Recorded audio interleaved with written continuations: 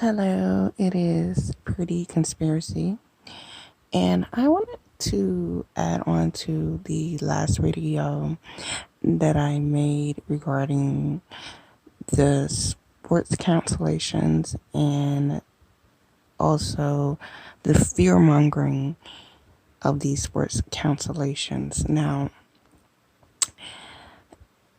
there's been an article one article I was reading in the New York Post and the New York Times, and it was called "If You Need a Coronavirus Test, You Should Be Rich and Famous," and how I think the New York Times and the Washington Post and all of these publications are talking about the treatment that the NBA players have gotten, how they have gotten access to the coronavirus testing, which eludes most Americans, and how do they get it so fast and how it's readily available to them. Now, the thing about this is that I don't necessarily think, first of all, the NBA is a very powerful organization, and they probably have their own ways of getting things and their own private doctors and stuff like that.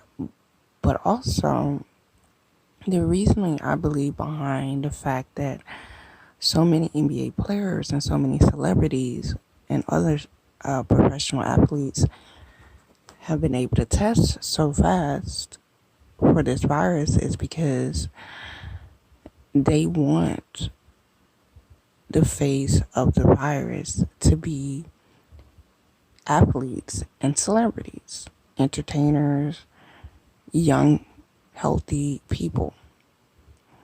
They want to put a name on it because they know that Americans respond to that. Like, if you hear that Kevin Durant has coronavirus, you're going to pay attention to that, because he's a very famous basketball player, young, talented, and, we think of these people as immortals and untouchable, but when we put the face of these young, seemingly healthy, famous people on this virus, it's going to make people pay attention. And the bigger the name, the bigger the name that actually tests positive, is better for them. And also, don't be shocked if they come up with vaccines in the near future.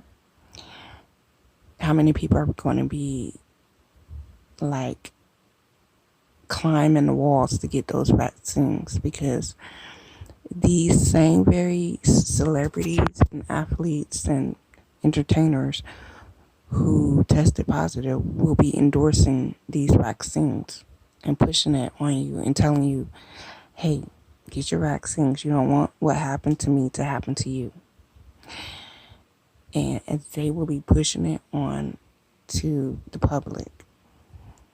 And because we are followers, not me per se, but I'm talking collectively in general, are usually followers, and we do everything that celebrities say do, because we worship them and idolize them. So if they're telling us these vaccines are good for you, then we're going to go get them.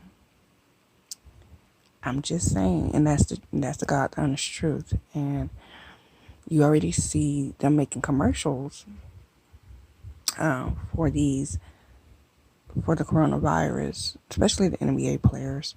So as soon as these vaccines are made and put on the market, they will also be telling you, in these very same athletes are going to be telling you, go get vaccinated. You must get vaccinated.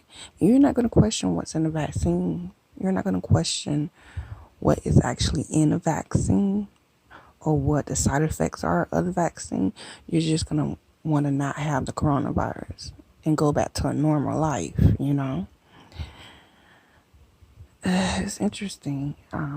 But I can see the agenda now. I can see the picture becomes clearer and clearer each day.